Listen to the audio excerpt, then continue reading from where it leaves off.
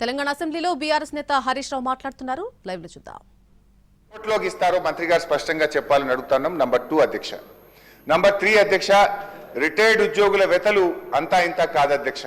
30-35 ఏళ్లు ప్రభుత్వం కోసం పనిచేసిన రిటైర్డ్ ఉద్యోగులు జీవిత చివరాంకంలో వైద్యం అందక పిల్లల పెళ్లిళ్లు చేయలేక చాలా ఇబ్బంది పడతా ఉన్నారు అధ్యక్ష.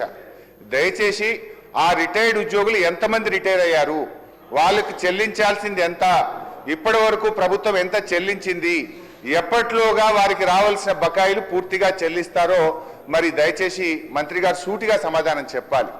వాళ్ళందరూ సెక్రటరియట్ చుట్టూ, మంత్రులు శాసనసభ్యుల చుట్టూ పాపం రోజు తిరుగుతూ ఉన్నారు అధ్యక్ష. రిటైర్ అయిన తర్వాత ప్రశాంతంగా జీవితాన్ని గడపాల్సినటువంటి రిటైర్డ్ ఉద్యోగులు ఇలా రోడ్ల మీద కూర్చొని ధర్నాలు చేయాల్సినటువంటి పరిస్థితి ఏర్పడతా ఉంది అధ్యక్ష. సో దయచేసి నేను ప్రభుత్వాన్ని కోరేది ఒక్కటే అధ్యక్ష, మీరు రిటైర్డ్ ఉద్యోగులకు డబ్బులు ఇవ్వడానికి నిధులు లేకనా లేక మనసు లేకనా నాకైతే అర్థమైతలేదు అధ్యక్ష. ఫ్యూచర్ సిటీకి 1,00,000 కోట్లు ఉన్నాయంటారు, మూసీకి 1,00,000 కోట్లు ఉన్నాయంటారు, అందాల పోటీలకు డబ్బులు ఉన్నాయంటారు, ఫుట్బాల్ షోకులకు డబ్బులు ఉన్నాయంటారు. వాటన్నిటికీ డబ్బులు 3వ క్యాంప్ ఆఫీస్ మీరు కట్టుకుంటారు, ముఖ్యమంత్రి గారు 100 కోట్లతో క్యాంప్ ఆఫీస్ కట్టారు. సరే మీరు కట్టుకోండి, మాకు అభ్యంతరం లేదు. కానీ ఎందుకు ఈ ఉద్యోగుల పిఆర్సీ డిఏలు పెండింగ్ లో పెడతా ఉన్నారు? ఎందుకు రిటైర్డ్ ఉద్యోగుల ఉసురు పోసుకుంటున్నారు? ఎప్పట్లోగా రిటైర్డ్ ఉద్యోగుల బకాయిలు పూర్తిగా చెల్లిస్తారు? ఇప్పటి వరకు ఎంత చెల్లించారు, ఎప్పట్లోగా పూర్తి చేస్తారో మంత్రి గారు సూటిగా సమాధానం చెప్పాలి.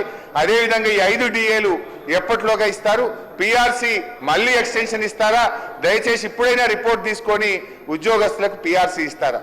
ఆనాడు కేసీఆర్ గారు ఐఆర్ ఇచ్చారు, మరి మీరు ఏమన్నా ఆ ఐఆర్ను పెంచైనా సరే ఉద్యోగస్తులకు ఏమైనా మరి వారికి రిలీఫ్ ఇస్తారా అని చెప్పి మీ ద్వారా ముఖ్యమంత్రి ఉప ముఖ్యమంత్రి గారిని కోరుతా ఉన్నా అధ్యక్ష.